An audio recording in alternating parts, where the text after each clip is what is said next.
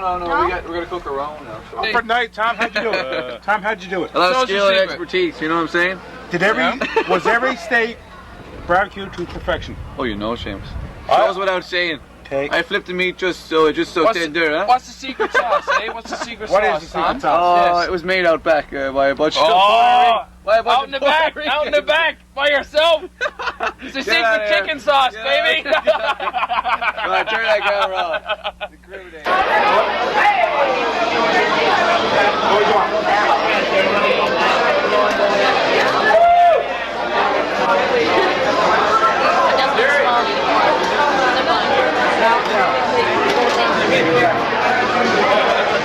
Yeah, okay, you're good. You're 2 in. Roll.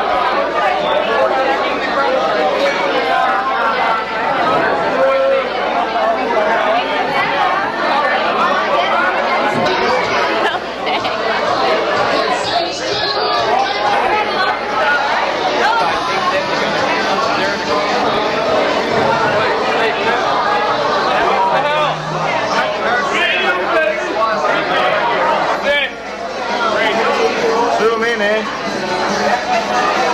He's a beer man, eh?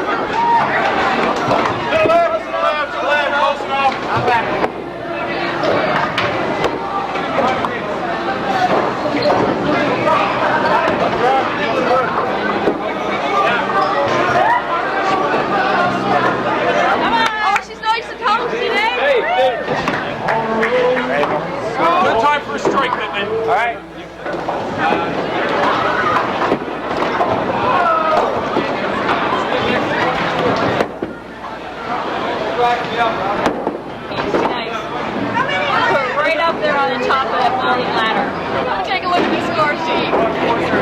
You got me.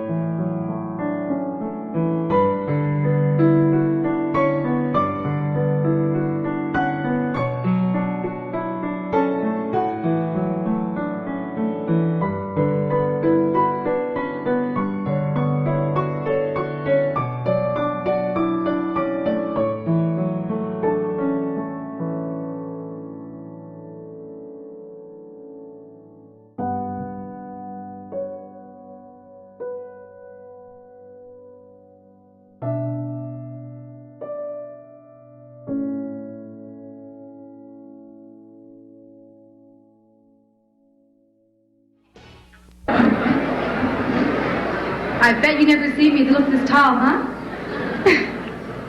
Good evening, everyone. On behalf of the graduation committee, I welcome you to our graduation ceremonies for the Commerce Class of 1994. We welcome our special guest, Honorable Clyde Wells, as well as Dr. Blake, Dean of Faculty of Business Administration. Now I'd like to introduce Master of Ceremonies for this evening, Mike Picard. And I'd like to sit back and everyone enjoy the rest of the evening.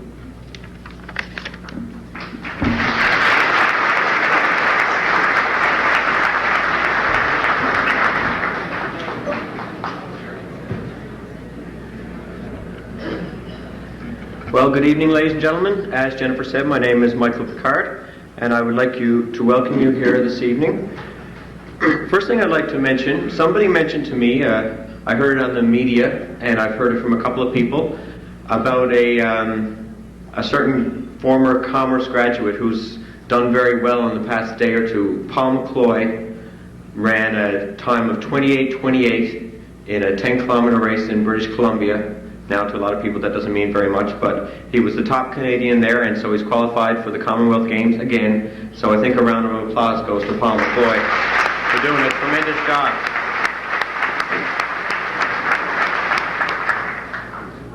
Now, we got to remember that you have to be on your best behavior tonight, because we have a very well-known, well-spoken political individual here with us. Enough about Scott Clarke. Okay. We also have the Premier here, so be on your best behavior and don't do anything that Scott wouldn't do. I have to admit, everybody looks great. Now, it's wonderful to see people dress up. It's wonderful to see people, go the extra mile. It looks wonderful. I guess a lot of the guys must have gotten their suits dry cleaned. But let's get one thing perfectly straight about dry cleaning. Dry cleaning doesn't exist. I mean, just think about it. There's no such thing. There's no way of cleaning something using dry. There's no way of doing anything using dry, because dry is the absence of everything. So dry is really nothing. So how can you use dry to clean something? I mean, if somebody gives you a shirt and it's filthy, and they say to you, I want this immaculate, and use no liquids, how do you do it? I mean, think about it. How do you do it?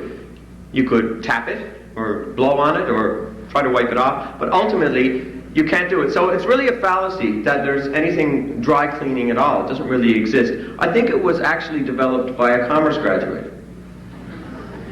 It's a marketing ploy, and that's something that maybe we should all consider as commerce graduates, trying to go and develop some crazy product that, I mean, people are just trying to dupe us on.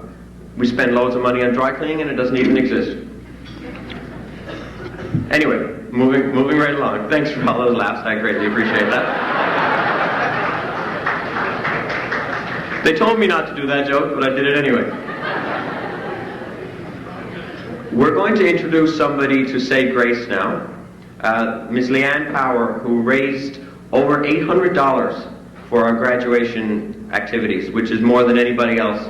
So Leanne's not just being asked to do this because of that, but because she's so exemplary of our class and a wonderful individual. So we'd like to ask Leanne to come up and say grace.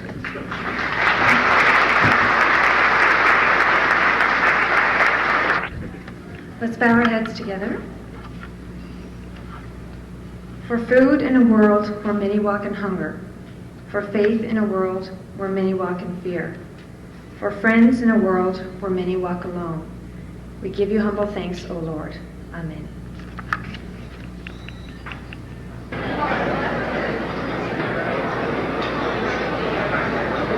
Ladies and gentlemen, your attention please. I understand that coffee and dessert are still being served, so I don't expect your undivided attention, because I know there are certain priorities. I'd like to first of all thank Ms. Deborah Clarke for her tremendous accompaniment to the meal on the harp.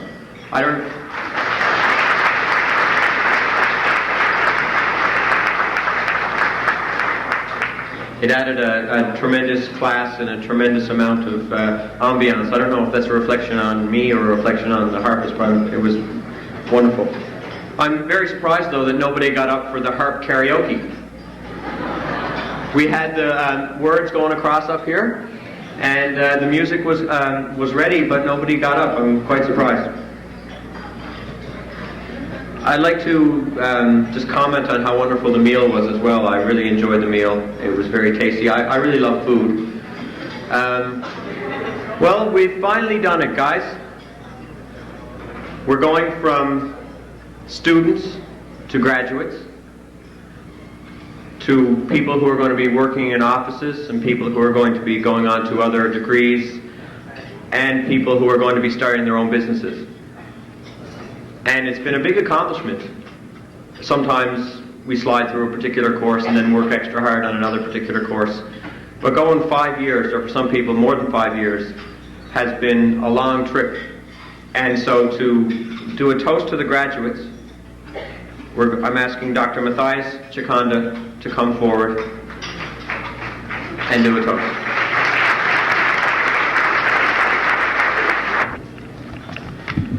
Well, when they asked me to do this, I wasn't too sure whether to take it on or not. The slides there show students really carrying on and a lot of beer bottles, but I tell you there's serious work going on in the faculty. I'm a bit humbled by this opportunity here to speak to you, give a few remarks about the class itself, what they have gone through as seen from the faculty perspective, and what we also have gone through to work with them as a team. As I do this, I realize that many people have been wrong before. I'll give you an example. Einstein didn't like school at all, and he dropped out. And one of his teachers said of Einstein, and I quote, "He, that is Einstein, will never amount to anything at all." And of course we know the whole story after that. Now again, talking about jobs where you people are going, don't believe all the stories you hear out there. You guys have demonstrated a tremendous capacity to withstand a lot of challenges, so go face it out. And I know of what I speak as you've gone through this faculty. It's been a lot of work on your part, and I appreciate your raising the challenge on the part of the faculty. Einstein himself actually didn't get a job at all. He worked in the patents office in Switzerland before rising to fame as he did. You must also really be able to concentrate as you have demonstrated through the faculty, your period here in the faculty. I'll give you an example. Einstein knew how to concentrate on what was important, and I hope you can do the same. For example, he refused to memorize his own telephone number. He disliked socks, and he bought clothes that were all the same to avoid wasting time choosing what to wear. So I hope you can really get focused. Remember that education is an ornament in time of prosperity and a shelter in times of trouble.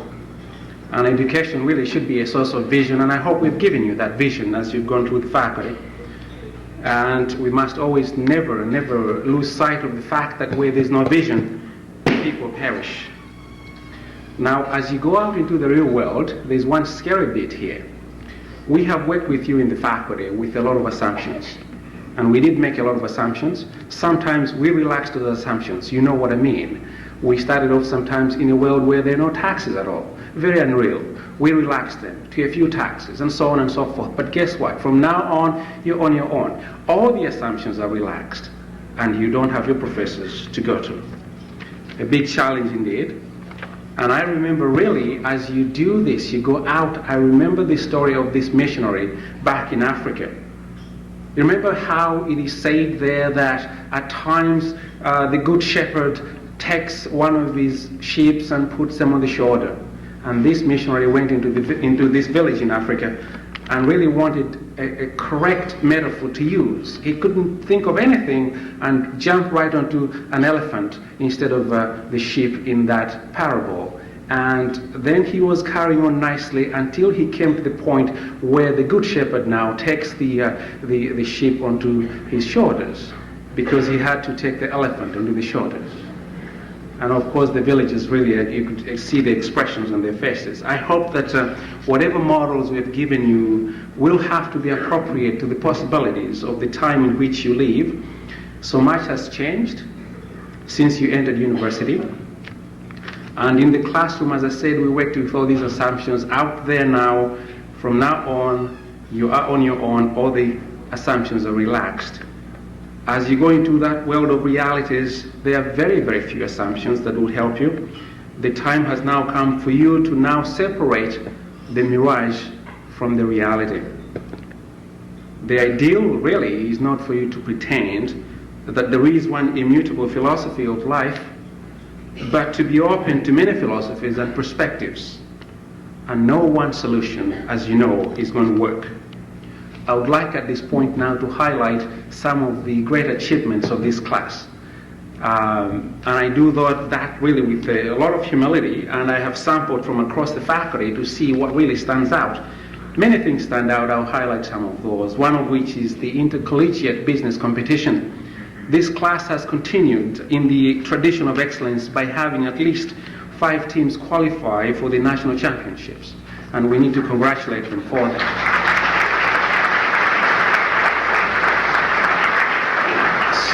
Still continuing in that tradition, this class has a significant number of submissions to the Royal Bank writing competition. As you know, that is a very high feature, and we do very well on that one. And the Associate Dean, we haven't heard the result at all, the Associate Dean for undergraduate programs, Dr. Fasrook, informs me that the early indications are that we'll have several winners from the Memorial this year, from Memorial University. However, I want to caution you, Dr. Fasrook is still a guy who believes that Elvis Presley is still alive. Going on to the business day, they did a great job. They were able to bring Mr. Alfonso Vigliani. As you know, he's the government whip in the House for the Liberals there out in Ottawa. And they did this at no cost, of course, which is great planning. They managed to get somebody to pay for that trip. The CGA Association picked up the tab for them. I want to really encourage you to continue this creativity, and I'm sure that if you applied that to the province as we struggle towards the diversification program, we'll do very well. You do all the planning and the development, and let Ottawa pick up the tab. Also, the entrepreneurship competition. We entered a team in there from this class. And let me caution you on that one. A lot of teams are entered in these competitions, and they pick the top 10. And our team from the class of 1994 made it into the top 10 nationally. And again, they ought to be congratulated for that.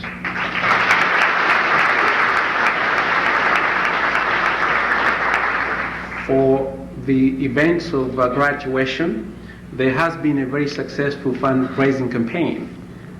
And again, I admire their creativity. I'm sure they didn't learn all of that from us. They have well exceeded their targets. Actually, I'm told there's a little over $4,000 left over that they've already invested, and I'm sure Dr. Fazl gave them a good lesson on that one, which I'm told they will also donate to the faculty for their lowly paid professors.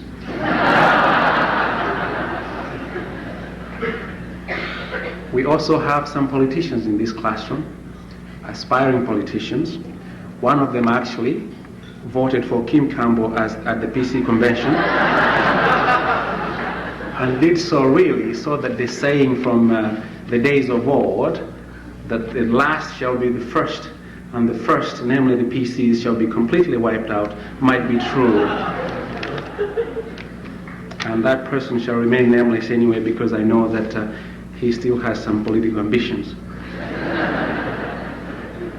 I'm told that the group has worked very well together, and I have seen them work through this faculty in very demanding times. The demands of the business program are very rigorous, as you know. Naturally, faced with any challenge, people develop rather interesting survival skills.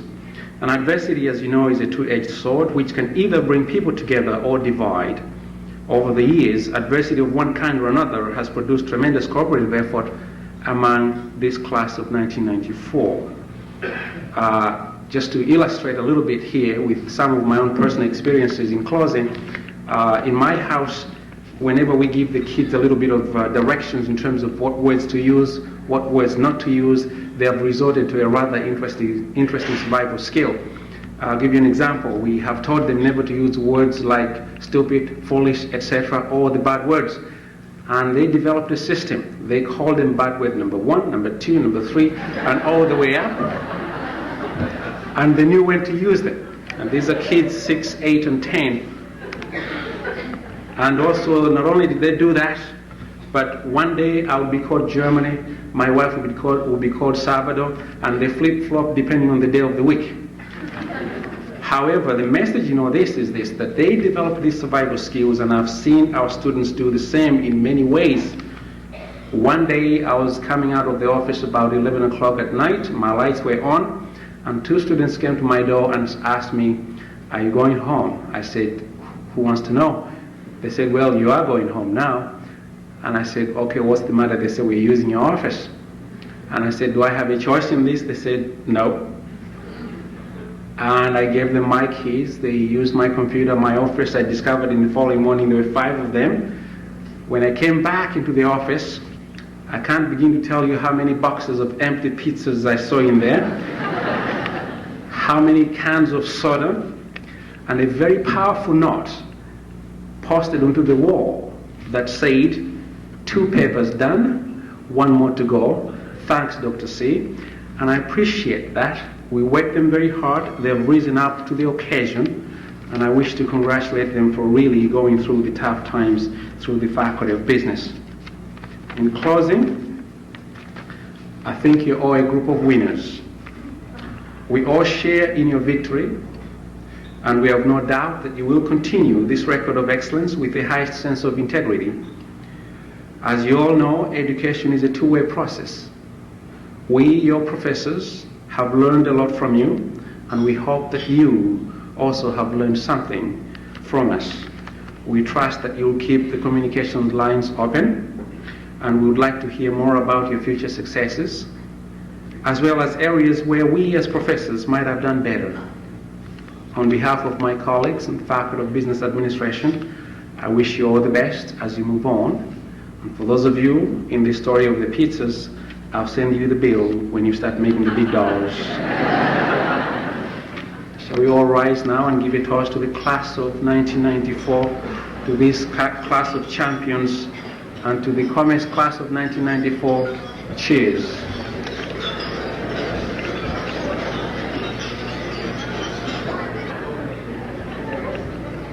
Can't believe he stole my joke about the sheep. That was my joke. Anyway, for people in the back, if you can't see up in the front, you can either take the balloons and put them under your table, or let them go to the top, because we're going to have a couple other things on the screen a little later. Or if you can't see the speakers, you can. Okay, there's a couple of takers already. You can do that if they're in your way. Now, our class has been full of things called, I've seen them about 7 or 8 times or more since we started, called top 10 lists. We had a top 10 list about the 10 things you'll remember about business, and it was on the back of our awards night shirt. There was a top 10 list on the top 10 reasons why you should attend awards night. There was Mike and Tom's top 10 pictures from the scavenger hunt. And so I decided I would do the last, final, ultimate top 10 list. My first selection was the top 10 list of the top 10 lists, but I decided against that. That would take a little long. So what I decided to do is my top 10 things that I will remember about the Faculty of Business 10 years from now. And I welcome you to think about these situations yourself. I'm going to be talking about my own specific experiences, but everybody pretty much has had the same experience. So, number 10 is my first co-op interview.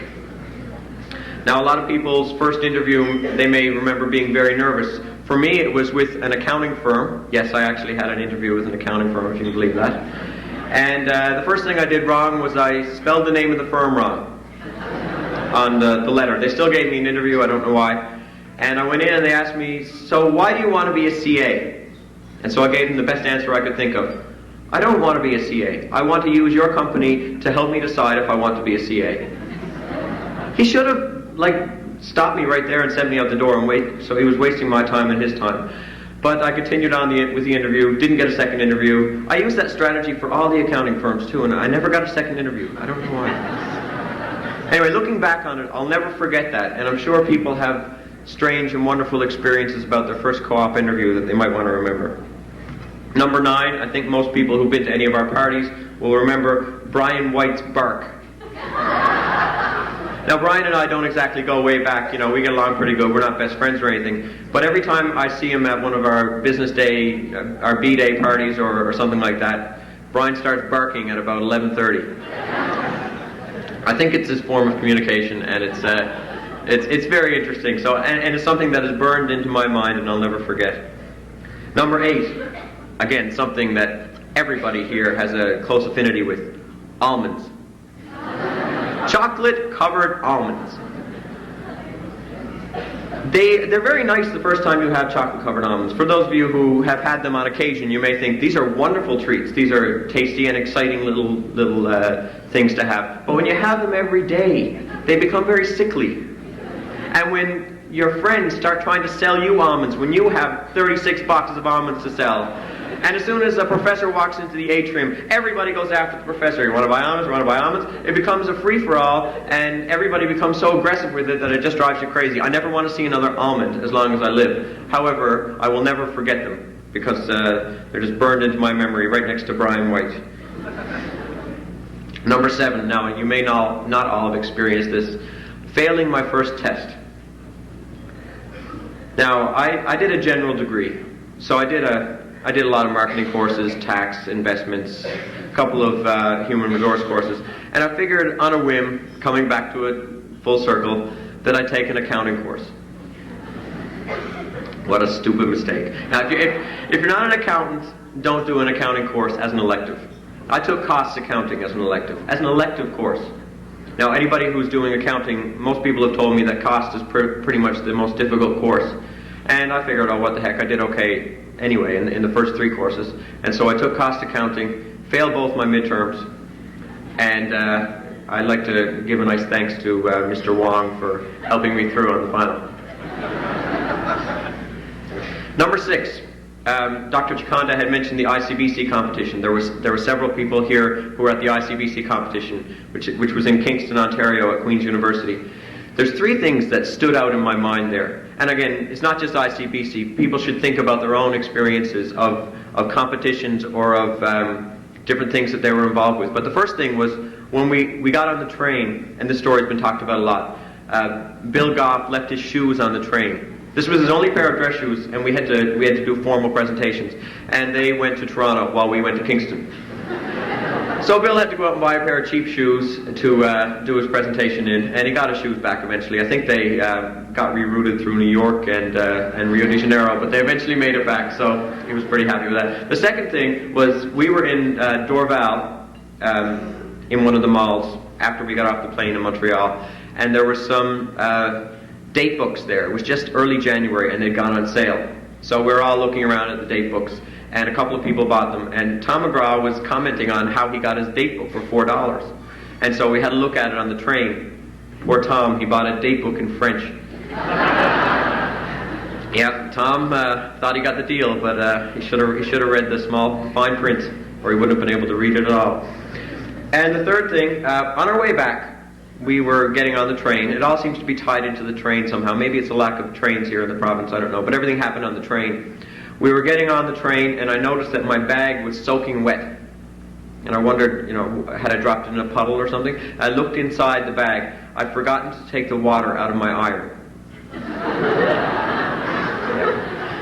So these are 3 experiences that I will never forget at the ICBC competition, and I'm sure everybody has similar experiences at similar things they've been with this faculty. Number 5, losing my first and last election.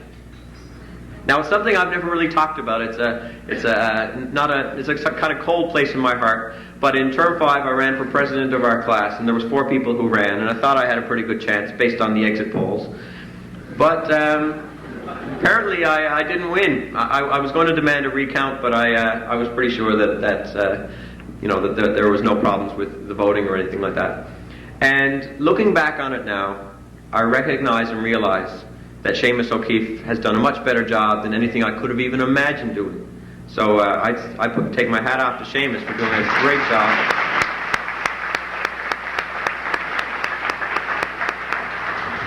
I'm just wondering if Mr. Wells is thinking that Len Sims is thinking exactly the same thing. Not publicly now, but he could be thinking the same thing. Number 4. For those of you who were involved with the Is the Price Right function, it's a spin-off on The Price is Right, we had a 9-foot wheel which we had to move from a warehouse on O'Leary Avenue to the Arts and Culture Centre and back. Now the wheel wouldn't roll on the road, and it was too heavy to carry, and it wouldn't fit in a regular sized truck. God knows we tried. So we had to rent a truck. And we got the wheel there in 2 pieces. It finally got there. We put it back together. Everything seemed to be fine. We tested the wheel, and every time you spun the wheel, it either landed on 55 cents or 15 cents. So we didn't know what to do. We figured, first of all, somebody suggested, why don't we get some engineers in here to do some balance mechanism? That idea was quickly quashed. We then decided the possibility of trying to fix it ourselves or get a new wheel or have somebody standing behind the wheel stopping it randomly. Can you imagine the surprise if somebody went over and then looked behind the wheel and saw Lynn Ann Parsons behind the wheel? I think there would have been a public outcry, so we spent a lot of time, and the wheel looks better now than it ever has, thanks to the hard work of some people in our class. That's something I just will never forget. Number 3 was group work. And we all had a lot of group work, and we've all had some very interesting, good, bad, ugly, and different groups. But the one that stands out in my mind was, among others, mostly was my international marketing group this term, Lynn Ann, Trevor, Corey, and myself. And that was a wonderful time. And I think everybody has their own specific group that they're never going to forget, whether it was because they did wonderful in the course, this isn't the case with us, or because they had a wonderful repartee going, a good rapport with their friends, or just because they did absolutely tremendously and they felt comfortable. Whatever it was, it teaches you a lot, and it's something I'm never going to forget, and I think they all know that. Number 2 is graduation week. The whole week has been organized so well, and we've had so much fun. Now, not everybody has come out to everything, but that's expected because everybody's working, well, not everybody's working. Some people are working. Some people are out of town and different things like that. But ultimately, things have gone so well, and it's something that's, again, I'll never forget. And the number 1 thing that I will never forget about this faculty, and I'm going out on a limb, I could be wrong, but the number 1 thing I think is going to be tonight, because I think it's going to go very well.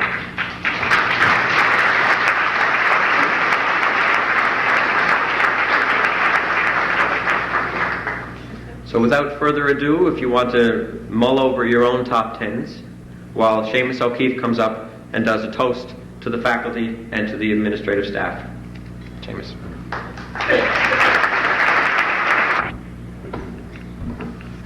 Thank you, Mike, for that great compliment. I just want to remind people I couldn't have done it without my whole executive. And I think they deserve a round of applause also.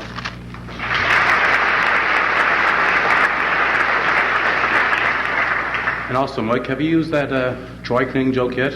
I'm just wondering how'd it go? Better laugh at the dry cleaning joke than I did. Premier Wells, Dr. Blake, faculty members, parents, families and friends, and most importantly, fellow graduates. Before I begin with a toast to the faculty and administration, I would like to single out a number of people whose contributions have made both tonight's ceremonies and this past week's activities such a great success. As many of you know, this past week has been full of such enjoyable activities as karaoke night, toga night, Bird Island charters, and bowling, to name a few. We've enjoyed ourselves immensely and have memories that will last a lifetime. The task of organizing these events required a lot of time and effort. I'm happy to say that we found the right people to meet that challenge.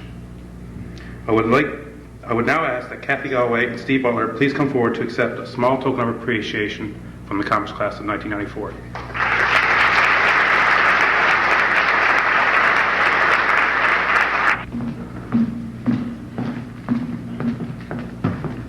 Good job.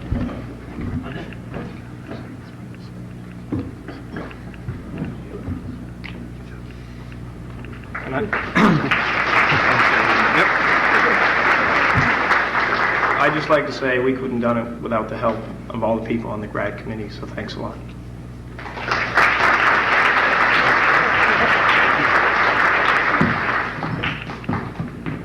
Next, I would like to call upon Ms. Jennifer Purchard and Ms. Carrie Lynn Shader to please come forward and accept some gifts from the Commerce Class of 94. These ladies are responsible for tonight's ceremonies as they have been working for over a year in preparation, and for this we thank you.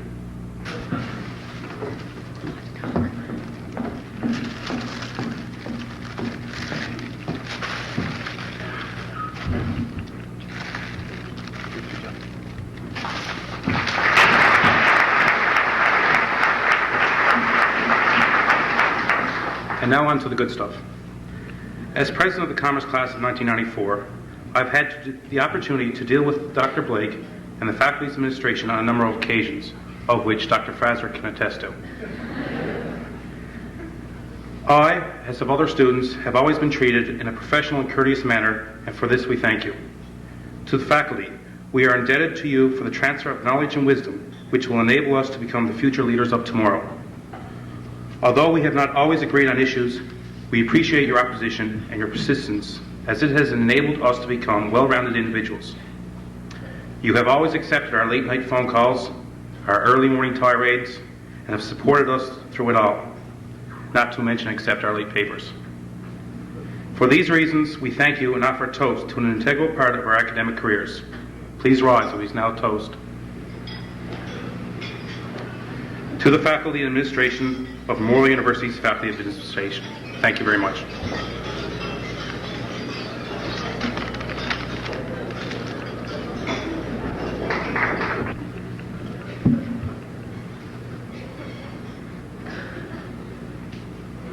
For a lot of us, especially from St. John's, this may be the year that we move out. For people who are not from St. John's, they may have left as early as age 17 to live on their own. And I think living in your own place brings a sense of adulthood with it. That adult power. The things I think about when I think about adult power are unlimited television and control of that switcher, all the cake you can eat, and the biggest thing, especially in my house, is control over the thermostat. Now, I never touched the thermostat until this year. This is the first time I was ever allowed, because my dad has this big thing about the thermostat. When I was at this ICBC competition, the first thing I did when I got in the hotel room was fiddle around with the thermostat. And I lay down in my bed, and I couldn't sleep. I was afraid Dad was going to come barging in. "What are you touching that thing for?" he'd say. "I've got it there for a purpose. Don't put it past 17. And I'm thinking, what? So I couldn't sleep. At any rate, I always wondered, when would Dad come and sit me down and tell me the secrets of the thermostat? He sat me down one day, and I was so excited. This is it. He took me by the arm, sat me down, and he started talking about sperms and eggs, and the birds and the bees. I was thinking, yeah, Dad, come on, get to the part about the thermostat.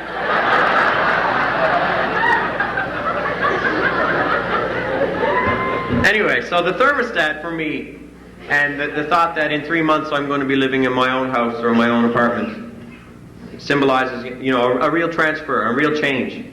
And I think that without our families, and without the support and the love that they've given us, we would never be able to have gotten where we are right now. So I'm going to call upon Steve Butler to come forward and do a toast to the families.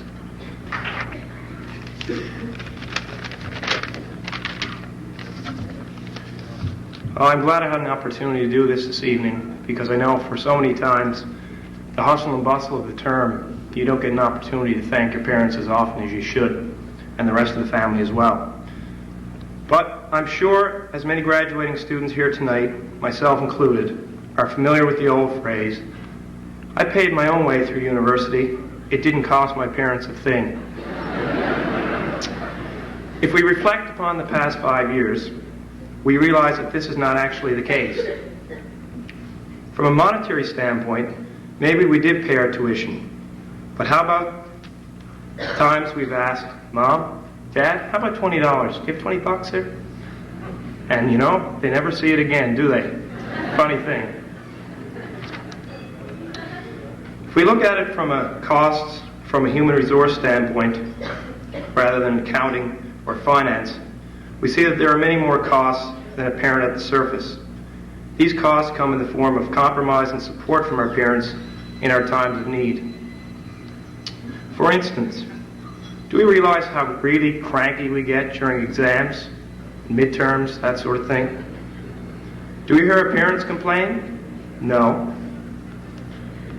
How about the countless times, some of which were done reluctantly, I might add, they chauffeured us to the university for 8:30 classes? We have to remember those. I'm sure they do.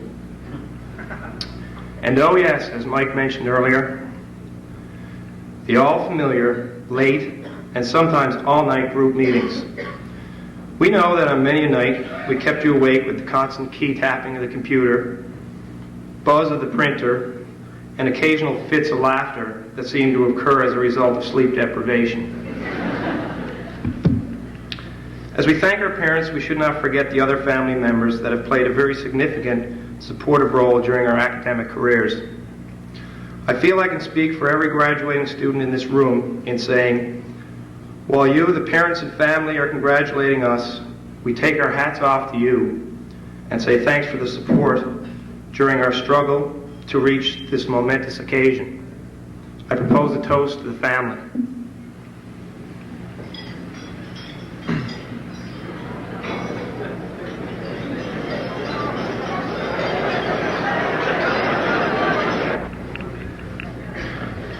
When I was asked to take on this role as Master of Ceremonies, the first thing that jumped into my mind was the control.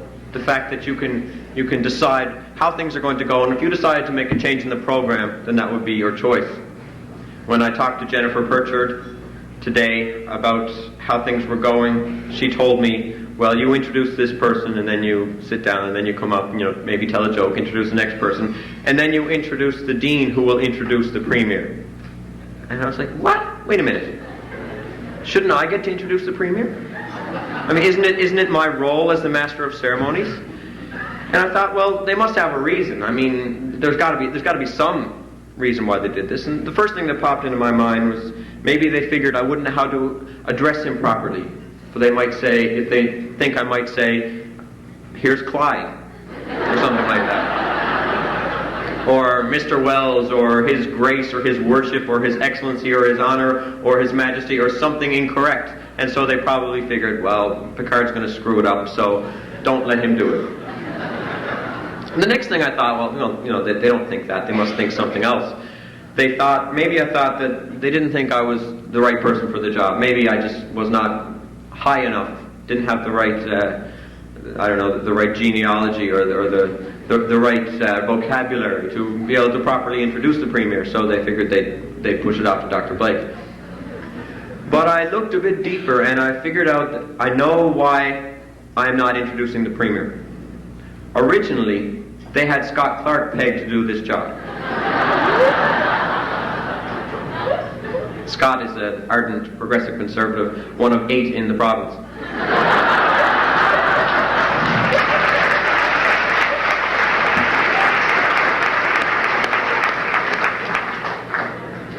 And upon Scott's refusal to take the position, I was pushed into the position, and it had already been set up, and it was too late, and I'm sticking to it. So that's why I'm not introducing the premier. I would like, however, I have been given the privilege and the honor of introducing the Dean of the Faculty of Business. He has no connection with Scott, so there was no problem there. Now, the Dean has been the Dean of our faculty for about 10 months, and he's gotten to know a lot of the students fairly well in that short period of time. He has developed a very open door policy, or at least a glass door policy. He's working on the open door policy. And the first step was the glass door. And he has been very helpful and supportive in all of the efforts that we've made so far. So I would like to introduce Dr. Bill Blake, who's going to be giving a very short, not speech, just a few comments. Dr. Blake.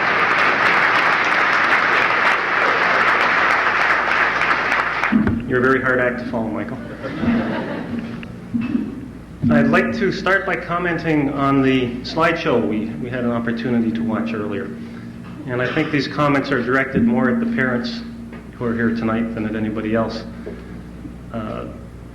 First, I'd like to say that I was at a Newfoundland Manufacturing Association luncheon on Thursday, at which the Honorable Chuck Fury mentioned the statistic that in Newfoundland last year 12 million cases of beer were sold. And it seemed like a lot at the time he said it, but it's beginning to make sense to me.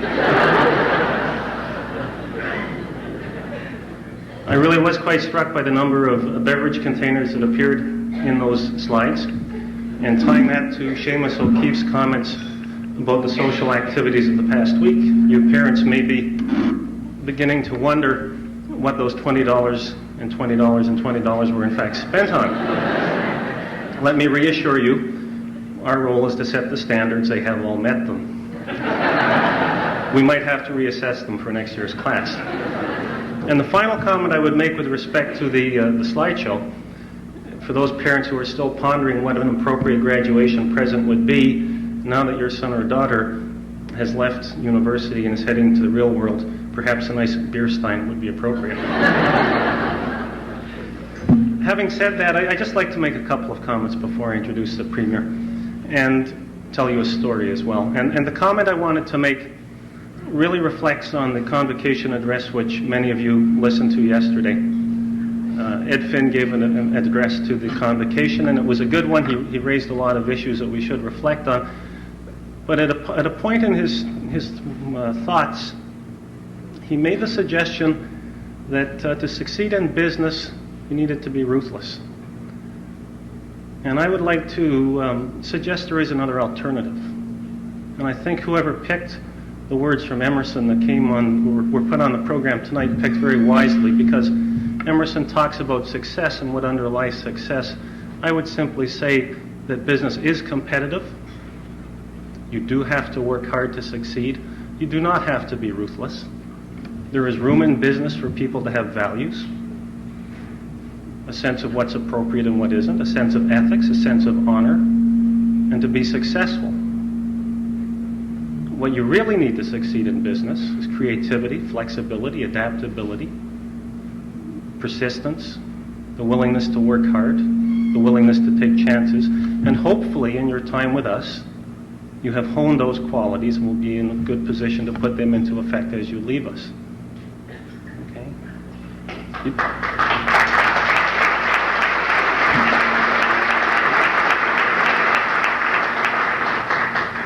Because you have worked hard. Tonight is a significant occasion. It's a symbolic occasion. It's a rite of passage. You're leaving the educational milieu and you're moving off into your careers.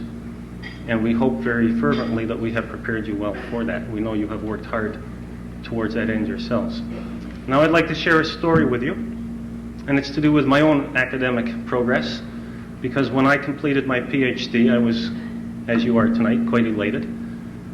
And my sister, who's wise beyond her years, sent me a card. I'm sure many of you received many cards. And on the front of the card it said, "Congratulations." And there was a picture of a mountain, a very high mountain. And on the top of the mountain was an elephant. And the elephant was upside down, feet in the air. And there was a very small person with his back against the elephant, and he had clearly just managed to move this elephant to the top of the mountain. A significant accomplishment. I said, what a nice card. Then I opened the card, and on the right-hand side of the inside was the same picture, the little man with the elephant at the top of the mountain.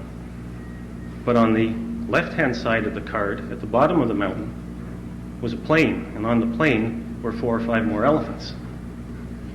Okay? And the message is clear. What you have done in completing your studies is very significant. Enjoy it. Take the moment.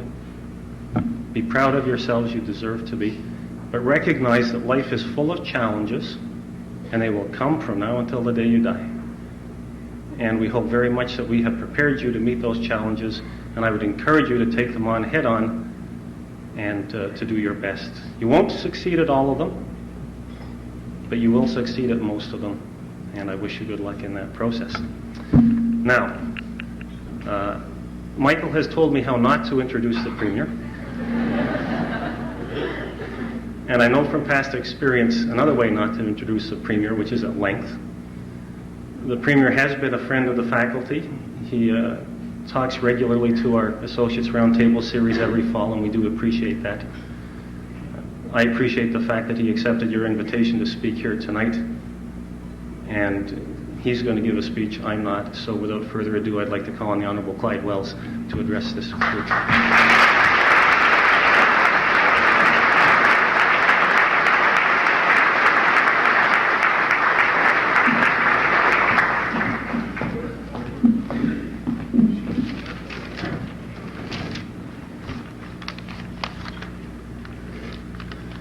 First thing I have to do when I step up to one of these things following somebody like Dr. Blake is to get my true measure, and that's to drop the microphone several inches.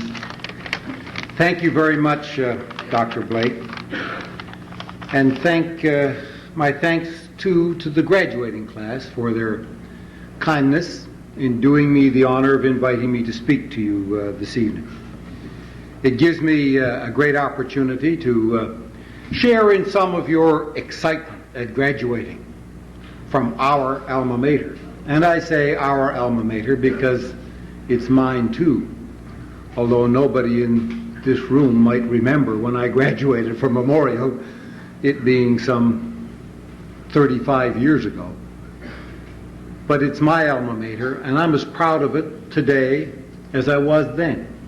And I'm as proud of it today as I'm sure each and every one of you are, because it laid the foundation for me in my preparation for life and what I would or would not do or would or would not be able to achieve in life. The foundation was laid at the university from which you're graduating this weekend. And you have every reason to be very proud of the university, very proud of your own achievement, and very proud of the accomplishments of the faculty from which you're graduating. I offer to you my sincere congratulations, and I'm confident that I can, on this occasion at least, although there are some who say I can't always do that, but I'm confident that on this occasion I can speak for every single person in this province when I say we offer you collectively our sincere congratulations and our most sincere best wishes for the best future any group of people in this province ever had. A sincere congratulations to you. It also gives me an opportunity to talk about the economic future, to talk about the opportunities and the challenges that are there. I listened to what Dr. Blake just said about the little man who had worked the elephant all the way to the top of the mountain. It really is just the beginning. You've lifted the elephant all the way to the top of the mountain, but there are a lot more challenges ahead of you yet. There are a lot more challenges for all of us in this province and in this nation. And don't ever think in terms of your challenges as only being in the context of Newfoundland and Labrador. Your challenges are in terms of the whole nation, as you work with your fellow Canadians to meet the challenges that the whole nation faces in rebuilding its economy, in restoring the financial integrity and stability of the nation, in dealing with our constitutional and our social issues of the day. These are major challenges. There are challenges in particular that are facing the government of this province and the people of this province. Because don't forget, government is not some detached body that everybody likes to hate or get mad at or criticize. Government is simply the trustees elected to act in behalf of the 580,000 people who occupy this province. Government is not a detached agency from everybody else. The 15 people who sit around the cabinet table are not in there acting for themselves. They're in there acting for you, discharging the responsibility that we, 580,000 people in this province, have for our current and for our future days. That's the challenge that's facing us all now. To develop and implement policies that will not only meet the exigencies of the moment, to meet the crucial needs of the moment, to deal with the pressing financial and economic problems, to deal with our unemployment problems, to deal with the social concerns. But the real challenge is to deal with it in such a way that we don't unfairly burden the future and make it excessively difficult for you, when your time comes, to take responsibility for government. And there are many sitting in this room tonight, I believe, who will sit around a cabinet table in this province in the next 10 to 50 years. And you will then have the responsibility to meet those challenges. One of the things that we who have responsibility for government must be ever mindful of today as we seek to meet those challenges is that we do not do so in a way that leaves you with an excessive burden of debt or other responsibility in the future. And let me just take a minute to elaborate on that, because that's one of the major problems that we're facing now. And here, to Clarke, is it? I should say I'm not being unfairly political when I say this. This kind of approach was not peculiar to the government in Newfoundland and Labrador. It was followed by governments all across this country of all political stripes. But in the heyday of the 70s and 80s, people were spending money like there was going to be no limit to it. Everybody was borrowing dollars, thinking we get dollars worth a day, and we'll be able to pay each dollar back with a quarter tomorrow. Well, tomorrow is here. And we've got to pay each dollar back with dollars. And in recent years, they've been harder to come by. But we managed the economy in those times in a different way. We didn't really think in terms of the kind of burden we would be imposing on the future. If you look back at the period from 75 to 87, the jobs that were created in this province at the time, 57% of them were in the fisheries. Now that sounds good. It sounds like it's great entrepreneurial activity, private sector activity, which is good for the economy. The only thing is, most of them were government-engendered or government-financed additional jobs that were created simply or primarily to qualify people to earn unemployment insurance. And it really didn't build substantially the private sector economy on which we've got to rely if we are to succeed. That's 57%. Another 38% were in public service, in the public sector, government jobs, direct government employment or indirect like hospitals and schools and so on, paid from the public treasury. That's 95% of all of the new jobs created during that period from 1975 to 1987 were in those two areas. No wonder our private sector is so weak, because we didn't really pay the kind of attention to it and give it the support. Too many of us were too willing to be critical of the private sector and to be critical of business, to give it a fair chance to succeed. We were all envious if people made a lot of money, instead of shouting for joy if a company was prosperous and earned a lot of money and paid a lot of dividends, which is the approach that we should be developing. Because every dollar that's earned by a business in this province, other people in the province get some benefit out of it in one way or another. So instead of having an attitude of envy or criticism if somebody is spectacularly successful in business, it should be a cause for celebration of everybody in this province. But we don't always have that approach. We've got to change the approach that we have. The other thing that governments tended to do was to create obligations at the time because there was a pressing social need for it, or because the collective bargaining process put pressure on government to do it, or the other ordinary political pressures caused it, and they responded at the time by creating obligations and benefits that had no immediate cost but would only have an impact way into the future. And that's what they did. Created obligations that had a deferred responsibility. And there are numerous examples of it. Our debt, for example, in 1975 was $1.5 billion. Now, that's a lot for a mere 580,000 people. But by 1987, that same 12-year period, it had gone to $4.6 billion. Just an enormous debt load. And we now have to face the responsibility of correcting that problem. We did it in other ways, not just our borrowing, our collective agreements. We solved our collective negotiating problems by agreeing to things that wouldn't have an immediate cost impact, no tax increase immediately, but the burden would arise in the future. And there are numerous examples of it. We're struggling now to cope with one of them, the so-called 2% rule in the teachers' collective agreement. It's now, in recent years, just been placing an immense burden on the taxpayers of this province. The idea of some people call it severance, I call it a quitting or a retiring bonus.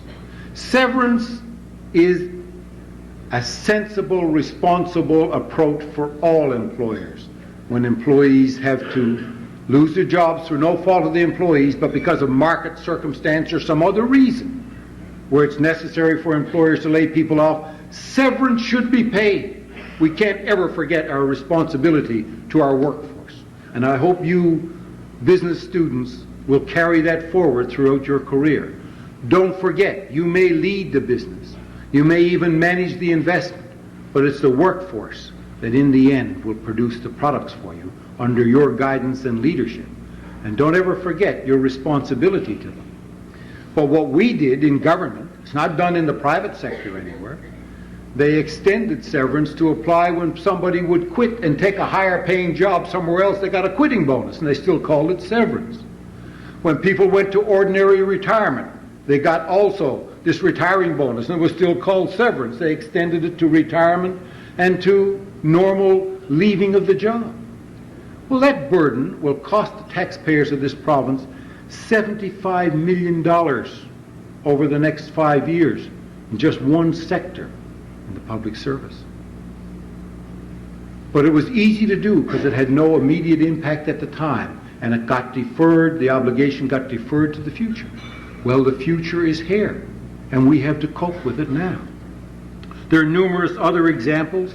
The workers' compensation, an essential social feature to protect workers against an injury on the job where they might not be able to recover because they couldn't prove negligence on the part of somebody. The workers' compensation is a very sensitive and appropriate approach, but the rights and benefits have been extended to the point where some workers, in some circumstances, could get 125% of their ordinary take-home pay that they would get by going to work. Well, that doesn't leave much inducement to work, does it? And it caught up to us and put the workers' compensation fund in substantial deficit. This is what I mean by the responsibility of governments, to deal with the problems of the day in such a way as to not unfairly burden the future. And that's the particular challenge that we have to face now, as we face things like the teacher's pension plan. The teacher's pension plan of this province, unless something is done, will be bankrupt in 2005, and that's only 11 years from now. There won't be a dollar left in the teacher's pension fund. And within a very few years, 3 or 4 years after that, it will cost taxpayers of this province $200 million a year simply to pay teachers' pensions, over and above all of the other things. Because we didn't plan for it right, and it was easy in the bargaining process to give additional rights without properly arranging for the financing of those rights. Well, government has to change its approach. We've got to resolve these problems now. And in resolving those problems now, we've got to make sure that we don't place the burden on you for the future to pay the cost of our dealing with our current problems. And that's the major challenge that's facing government and business and industry in this province today. To restore our economy, to recover our financial stability and integrity, and to build on a go-forward basis and plan the social programs and to meet the social needs of the people of this province in a way that doesn't place an impossible burden on you for the future. Because while you may have a little bit of a breather, you've had a little bit of a breather in recent years from a point of view of the tax burden, and you may even have a little bit of a breather for the next 4 or 5 years, you who are graduating tonight will be among the bearers of the major portion of the responsibility of financing this province and this nation for the next 20 to 25 years of your life. And if we have placed such a burden on you to pay for what we have and enjoy today, that you really can't enjoy a good life, or you have an excessive burden that's grossly unfair to you. That's why the government has been developing the policies that it has. That's why developing the economy of this province has been so difficult right at this particular time.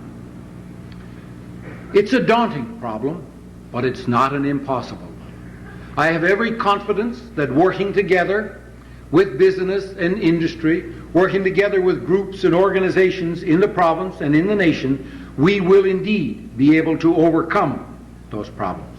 But it does require sensible, sound policies and a determination to develop and implement and maintain those policies in order to achieve the objective of rebuilding our economy and dealing with our major financial problems. In doing it, we developed our strategic economic plan as the basic outline that we would follow as a guide. And that strategic economic plan has as its fundamental principle a recognition that we live in a free enterprise world. That the free enterprise world has been the model of success in all of the nations of the world. And if anybody had any doubts about that, just look at what's happened with the East European countries, with Russia, and the communist countries in general.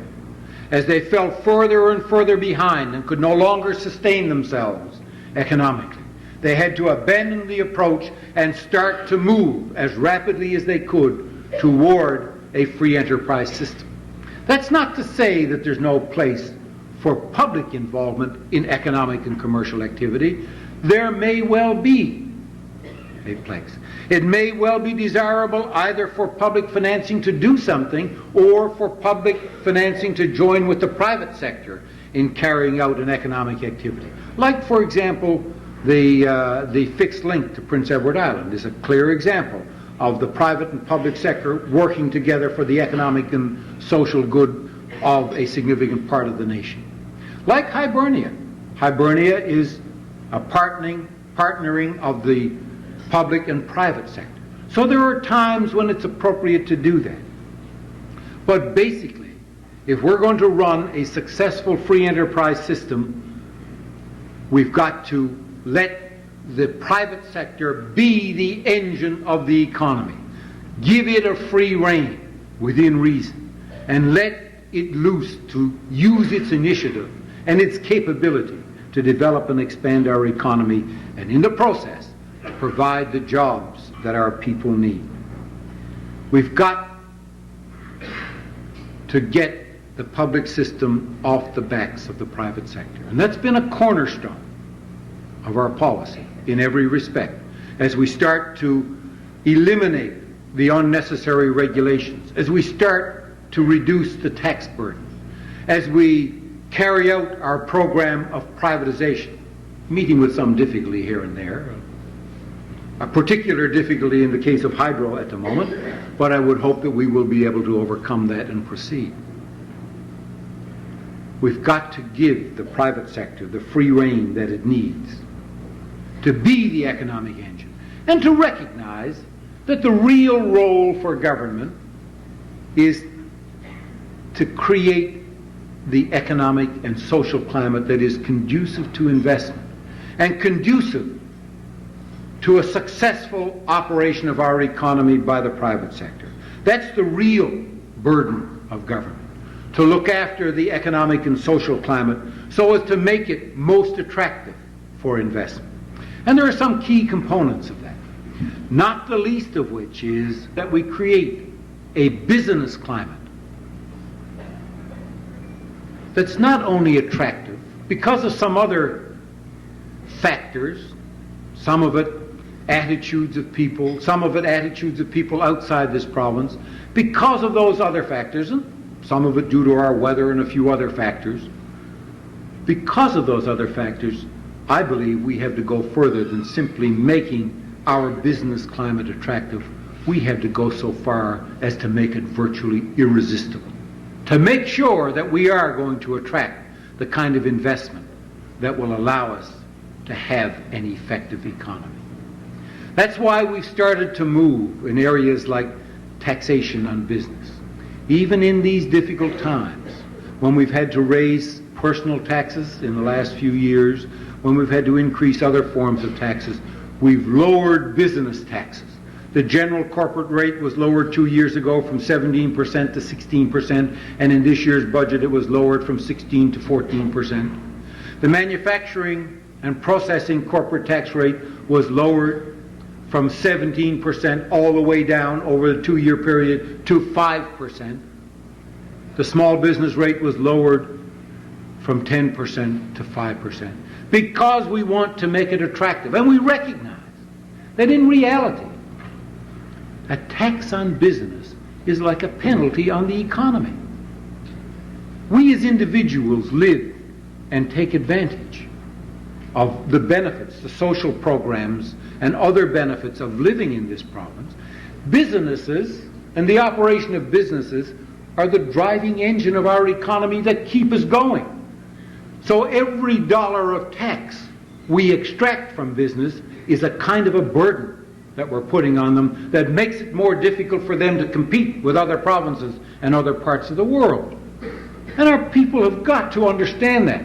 This is not a question of liking the big corporations or favoring the big corporations against the little person. This is recognizing the reality. If we charge more tax to business, they have a lesser ability to compete with Nova Scotia and New Brunswick, or to compete with Spain and Portugal. We're only doing ourselves more harm. As a matter of fact, when you stop to think about it, we're in circumstances in this province now where, for years, the government has gotten more money in taxes on liquor than it has in corporate income tax. Every year we've gotten more money in taxes on cigarettes and tobacco than we get in corporate income tax. And in the last year or two, we've come to the ultimate indignity. We're now getting more revenue from lottery sales than we are from corporate income tax. Now, what kind of an economy would that be if we took to simply selling lottery tickets to one another? We've got to change our approach. And we've got to be prepared to promote business development and give business every reasonable advantage that we can in order to induce them to invest and create the jobs that our people need to cope with our 20% unemployment. Because it's not government that creates jobs. Government does not create jobs. Government can only create the economic and social climate that is conducive to investment by investors to create jobs. We've got to make sure that we don't impose an excessive regulatory burden on business. If you look at some of our regulations, some of them exist only because they were put on the statute books 40 or 50 years ago. And people have long forgotten their original purpose, but they're still maintained in place, and people dutifully enforce them and report on them and spend time administering them and cause delay and expense to people and to businesses generally. So we've implemented a policy. We're going to eliminate every single regulation that is not essential and can't be shown to be essential. We intend to pass a piece of legislation in this fall that will provide specifically that all regulations ever passed before this date are repealed except those that are attached to the regulations. So people are going to have to show that it is necessary to maintain those regulations in order to achieve some public purpose. And we must do that in the case of protecting our environment, in providing for occupational health and safety, in providing for fair working practices, and so on. Normal public order in society. But we don't need all of those other massive regulations that we've been maintaining in place for so long and just been a burden on business. We've got to take steps to make sure that we put in place the best possible labor relations climate. It's not always easy. Our environmental assessment process must be such as will protect our environment but not be unfairly burdensome or cause undue delays in terms of the development of industrial and business activity, which they've been in the past. That's where our thrust must be, and that's the approach that we've been taking. And if we follow that, I am confident that we can build a bright and prosperous future in this problem. As a matter of fact, the signs are there now that it's starting to work. There are good signs in a number of areas of our economy. Good signs just in recent months that our income may be, our revenues, government revenues may be better because there's more economic activity. I was talking to people today, just this afternoon, and everything I see, there are increased sales in automobiles, significant increases, increased sales in houses, increased retail sales generally, increases everywhere. One of the more significant figures is what's happening in the numbers employed. The number employed has gone up steadily each month for the last 4 months since December. January, February, March, and April. Been an increase in every month over the previous month. Now, mind you, the unemployment rate appeared to have gone up high in April, what had been going down in the first 3 months. But that's because all of a sudden there were 14,000 new members in the workforce. As students like yourself and others came out and got added to the workforce, then with the workforce going up that high, it appears that the unemployment rate would go up too. But the key factor is there were 7,000 more people working in April than there was in December. And that's been going up steadily. So I take great encouragement from these signs. And I see good opportunities ahead in a number of our industries. In the mining industry, there are good signs of improved activity and probably the opening of new mines over the next 2 years. Increased activity at the iron ore mines in Labrador City and Wabush. There are growing opportunities despite our problems with fisheries. We've still got a big fishery in this province, and still a very valuable fishery that brought in $500 million to our economy last year and provided for employment opportunity for thousands of our people. And that can be built on and increased as well. There are tremendous opportunities in tourism, in manufacturing. Many of you may be perhaps more aware than I am of the growth in the number of small manufacturing businesses that's taken place in this province in the last 5 to 10 years. The growth in small businesses in this province has outstripped the growth in the rest of the nation over the last 3 years. Few people have been realizing. It's partly because of the disastrous consequence of the closure of the groundfish fishery. That's impacted so severely on our economy that it has taken major growth in other areas simply to keep any kind of balance at all. But there has been significant growth in other aspects of the economy, and we're now starting to see the real benefit of that.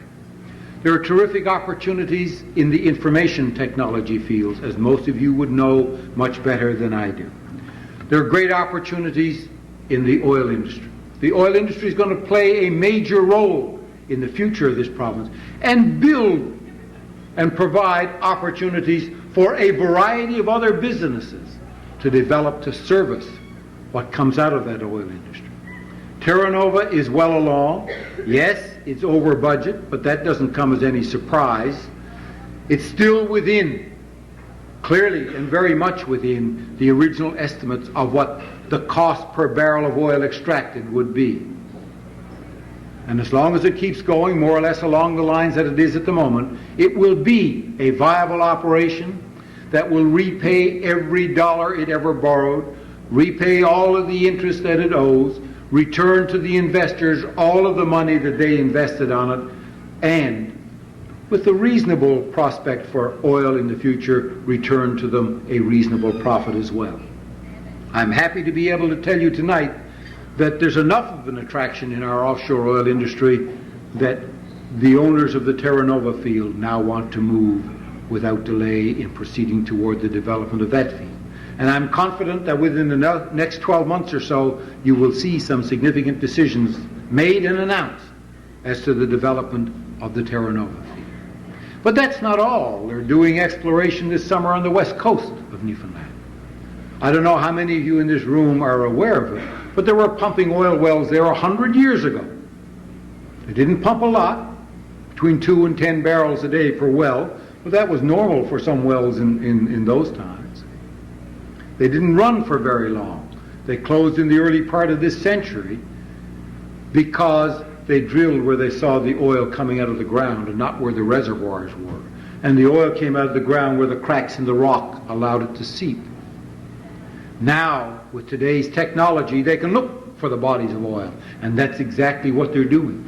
So there is a good prospect that with the East Coast offshore, with what's happening in the Gulf of St. Lawrence immediately adjacent to the West Coast, and on land on the West Coast of Newfoundland, it's a reasonable prospect that we will have a good and sound oil industry that business can work with and develop new business opportunities from for the next 50 or 60 or 70 years. I've no doubt that oil will play a major role in our economy in the future. And there are other opportunities. But that's the challenges for you. The opportunities are there. It isn't going to be handed to you on a platter. You've got to take the initiative.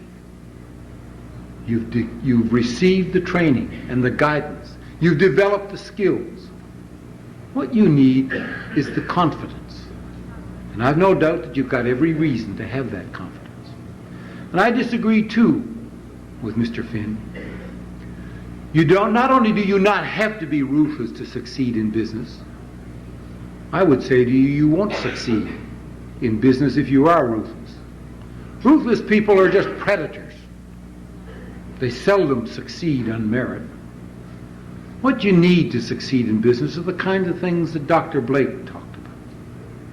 What you need is to be diligent and to be fair. You don't have to be ruthless. You can succeed by being fair. You'll enhance your reputation and feel a lot better about it. But you need that diligence, that fairness, that determination to go forward, and the confidence that you have the ability to make a difference. And you do have the ability. You've got the abilities, the opportunities are there, the challenge is there. The government is prepared to work with you by making sure that we get the government off the backs of the private sector, and we give the private sector a fair chance to show what it can do and to perform and to make profits. I seize every opportunity I can when I speak to business groups outside this province and within the province to say to them, you can't make enough profit to cause me one moment's concern. I would only laud and praise every dollar of profit you make, provided you obey our basic laws and you don't carry on any criminal activity in the process. And there's 3 very good reasons for that. One is, you can't make that kind of profit without creating a lot of economic activity, which provides jobs for our unemployed people. Secondly, if you're going to make that kind of profit here, you're going to be induced to reinvest it to make more. All of us have the normal human greed or incentive to make more money. So if you're going to make that kind of profit, you're going to be induced to reinvest it. And the third reason is, if you do, the government is going to get a little teeny tiny bit of it anyway to redistribute amongst all of the other people. So you go out there and make the maximum amount of profit you can, and you will get nothing but a pat on the back and a sincere congratulations from me and a small tax bill. But that's part of your responsibility. Our responsibility as government is to take government off your backs, to reduce your burden, to reduce the penalty that we impose through taxes and other means, and give you half a chance to be creative, to show your diligence and your fairness and your determination. And in the end, if you're making that kind of return and profit, you won't mind paying a little tiny bit to share it with your fellow Newfoundlanders and Labradorians.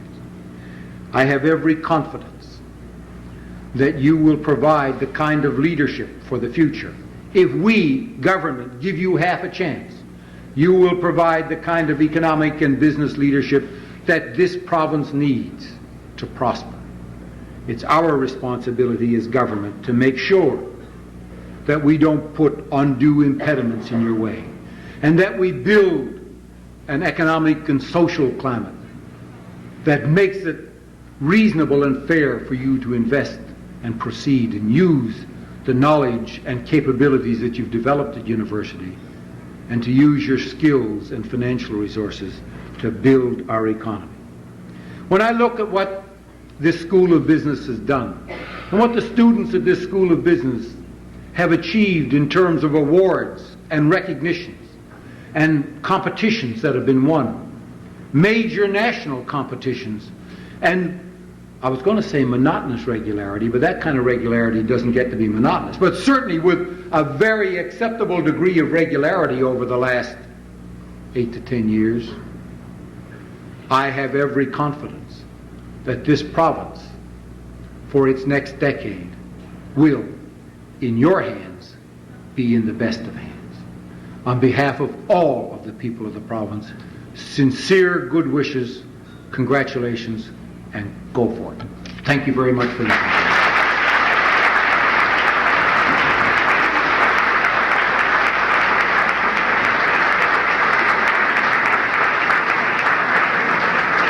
I'm surprised they actually let me thank you, but yes.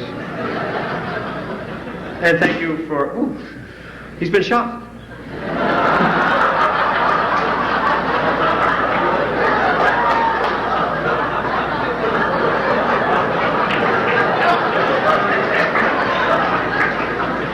And thank you, Premier Wells, for not stealing any of my jokes. I have to make a quick comment about a good friend of mine who has been had a few pot shots taken at him tonight, Scott Clarke. Scott has been a very good sport about it, and he's, I think, 3 or 4 people, even when the Premier starts getting shots at poor Scott.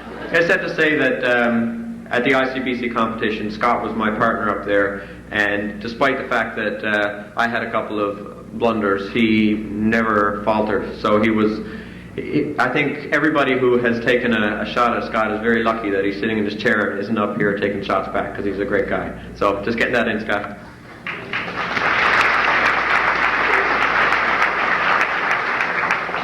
And I've also been informed by my fiancée that when we get married, I will not get control of the thermostat. So, kind of surprised about that one. Moving right along, I think we're coming to, for the graduates anyway, the climactic part of the evening. We're going to be calling up the quintessential student in our class, the person who best represents us all. She is very well-rounded, full of spirit, intelligent, involved in every committee or every subcommittee or sub-subcommittee that you can imagine, an honors graduate, and an ideal and perfect representative of our class. For the valedictory speech, I'd like to call upon Tracy Fitzgerald. Thank you, Mike. Fellow graduates, honored guests, family and friends, I would like to first begin by congratulating the Commerce Class of 1994 for achieving such a rewarding honor. You should all be proud of yourselves. It was a long and stressful journey, but after 5 years, we finally made it. I am honored to have been chosen to represent our class and to have the opportunity to speak with you. Gathered in this room this evening are the prominent leaders that will guide the business community of tomorrow. You will be the individuals who will control the destiny of the corporate world in years to come. And knowing most of you, I find this thought alarming, frightening even. But in all seriousness, each one of us are unique individuals that has something special to offer. And with our strength, courage, and determination demonstrated in the past, I feel we can overcome anything and achieve our dreams. I truly believe this. The past 4 years together can be described as a roller coaster of emotions. We laughed, we cried, we got stressed. We have all experienced the horrifying journey through the wonderful world of quant, which proved to be more than a sketching course for drawing pictures of trees and paths. We mustn't forget the rush of the competitive aftermatch, nor the all-nighters that many of us are all too familiar with, and the agitation due to caffeine overdose, but I'm sure Tim Hortons is ever so grateful for our overly generous patronage. And of course, we will never forget our stimulating group meetings that brought our friendships even closer to death, that is. And as you prepare your reports in the corporate world, remember your work term reports, procrastination at its best. However, the past 4 years haven't always been hard work and stressful times. We have shared many good times. Upon entering the faculty, we were confronted with many unfamiliar faces. We were a group of strangers. And as we progressed through each term, our relationships with both our faculty and fellow classmates gradually developed. Our social functions were the major contributing factors to our special links with one another. We will always have the memories of our pub crawls, B-days and mixers. Well, maybe not, depending on what you had to drink. You guys were out of control. All in all, we had great times. But let's just take a moment to reflect on the significance of today, given all that we have shared. Today, we gather not as strangers as we were, but rather as a family of friends. Our encounters and experiences with each other will linger in our memories for the rest of our lives. Treasure these moments. Today marks the day of a major turning point in our lives. It is a point in our lives where we let go of the familiar and begin to embark upon new horizons. We will reminisce about our past and plan for our future. Today we say goodbye to our friends, but anticipate the acquaintances we will soon make. Even though we may be physically apart, there will always be one thing that cannot separate us, and that is the commerce bond that we have formed. Today signifies the closing of one chapter of our lives, but the beginning of a new, wonderful, and just as thrilling chapter. Some of us will continue with our education, some will begin to work, some of us will travel, and some will even marry. We will all go our separate ways, starting our new lives. Some of us will remain here, some will move to other provinces, and even some to other continents. However, even though today may represent a time of sadness for some, we must keep in mind that there are so many new challenges and opportunities facing us now, and sometime in the future, we will all look back on today as the beginning of some of the best times of our lives.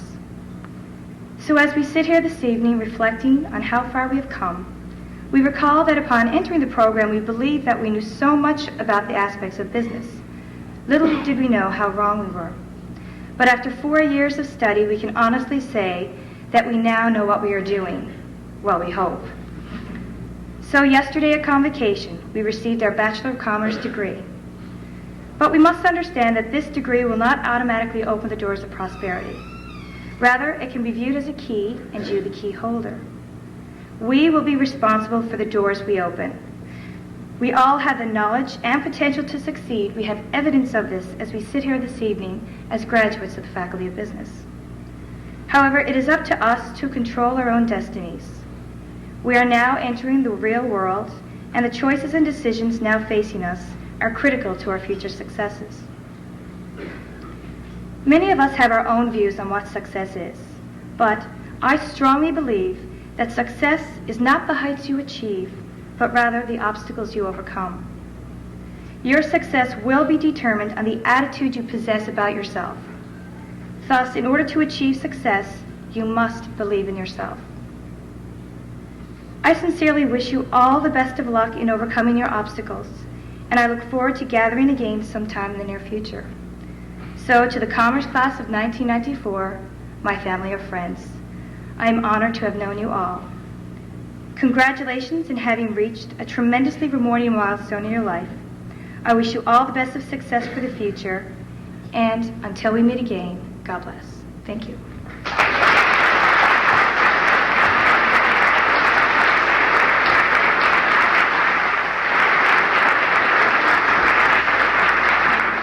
And his counterpart, the Abbott and Costello of our class.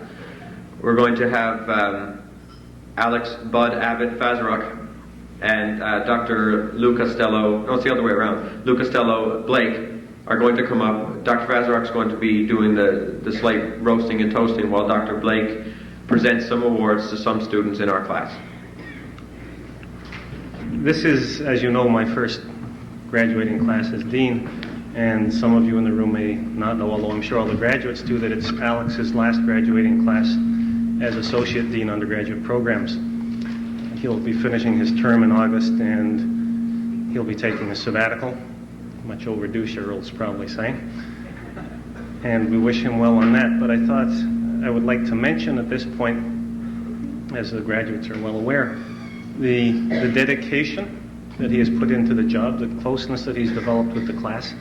I was thinking this must be the class he knows best, because he's been with you the full 3 years that he's been in the job himself. He's been a tremendous cheerleader and coach for the various teams, and the Premier referred to our national prominence. Much of that is due to Alex's efforts behind the scenes as a coach, giving up his weekends and his evenings to help the teams on. So on behalf of the faculty and the students, just like to thank Alex for that and wish him well on the sabbatical. We'll miss him upstairs. I'm sure he won't miss us wherever he's going to be this next year. And what we're going to do now is we're going to present some awards. These are the Dean's Awards, and without further ado, I'll turn over to Alex to announce them.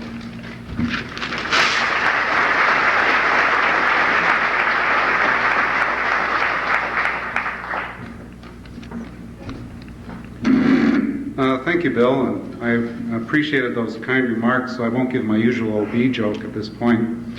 I was going to say that finance rules and OB drools, but that didn't seem appropriate after saying a few nice things.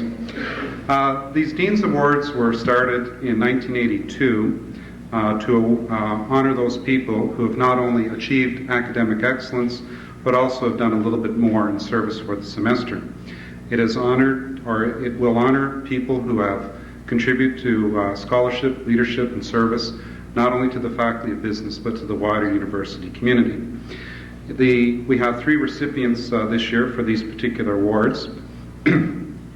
The first recipient, I think his name is perhaps the most recognition here tonight.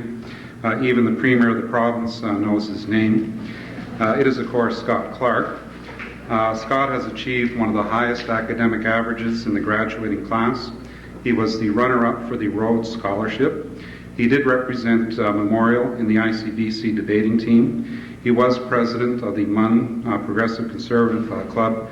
Everybody remembers the PCs. They're a strong provincial party and used to be a federal party.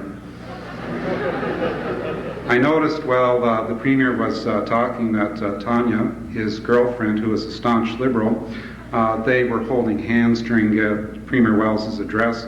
I wasn't sure if this was a show of affection or to stop Scott from retaliating in some way.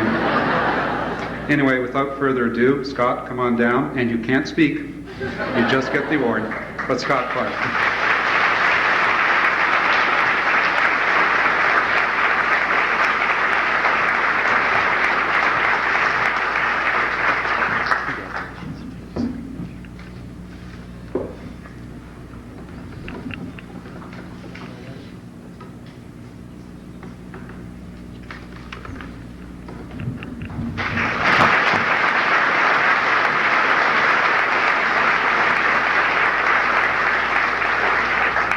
The next award winner has also represented the university in intercollegiate competition in the policy area as finalist in the ICBC. She was on the executive of the class, and I think Michael Picard perhaps summed it up best when she said she's been on literally every committee and done literally everything.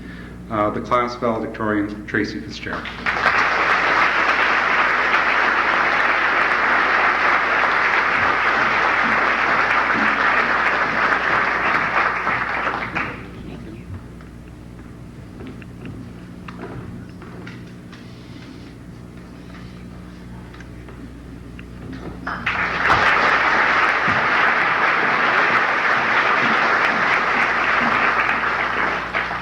And our third recipient has been up here a lot, but very seldom photographed.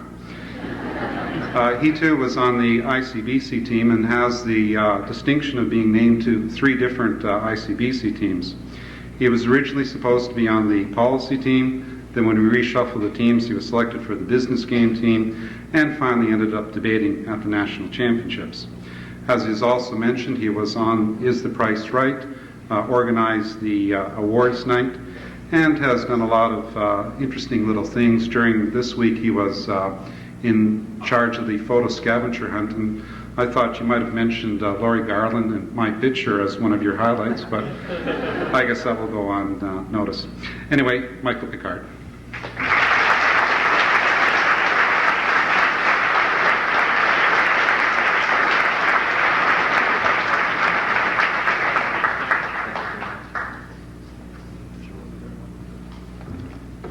And Michael, don't go anywhere. You can take over once again. All right.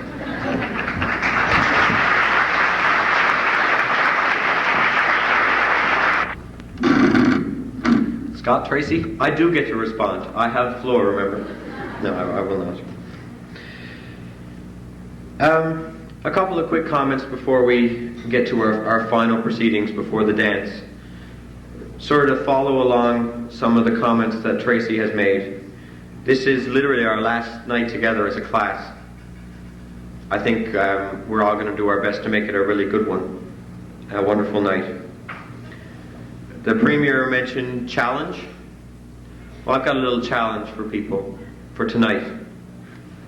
We've all gotten to know each other fairly well, but even in 4 years, it's impossible to get to know everybody. I challenge everybody in our class as a final effort to get to know 2 more people in our class.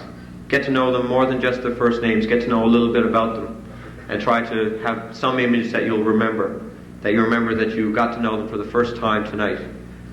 And it'll be something that'll stay with you, and I think it'll make the bond that we have all the more strong. And thank the people that you haven't thanked. This is your last chance, because even though we may see each other in small groups or in medium-sized groups, we'll never be in a group like this again, and you may never see a person who's done something nice for you again. So it would be a great opportunity for you to do that. And rolling into something that is sort of symbolic for us, we have had a cake made with the Commerce Class of '94 logo on it.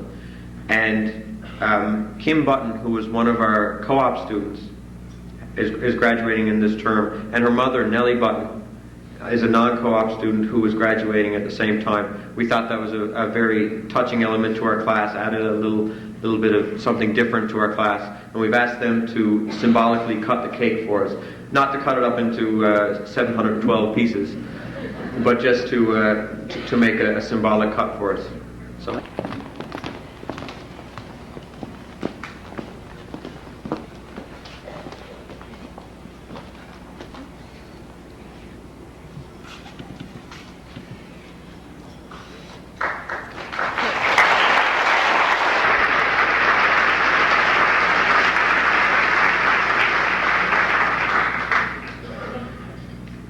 I'm not going to make any closing remarks because there's somebody to do the closing remarks.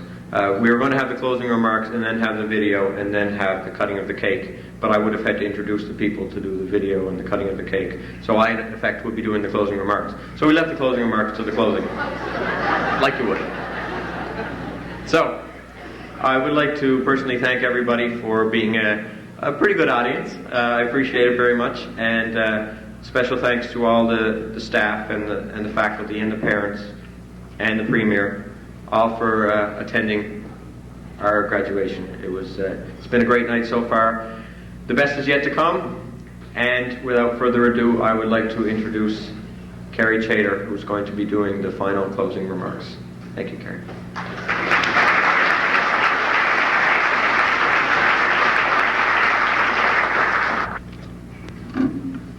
Hi everybody, I hope you're all having a good time so far. As you can well imagine, this event requires a lot of preparation.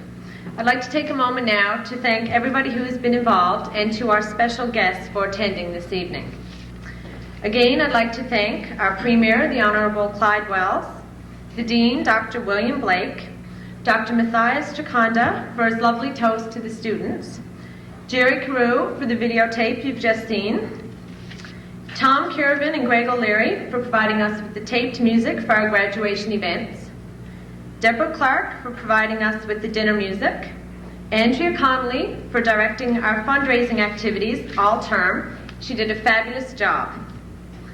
The members of the Commerce Class, go ahead, give her applause. The members of the Commerce Class Executive, and all the other students who've helped in the preparation for this week's celebrations. I won't run through a list of all the names, but you know who you are. I'd also like to thank Mike Mccoy, who was, of course, our Master of Ceremonies this evening, and Tracy Fitzgerald, our class valedictorian. My final thanks is to the Radisson staff for all their help making tonight such a success. Once again, thank you to everybody.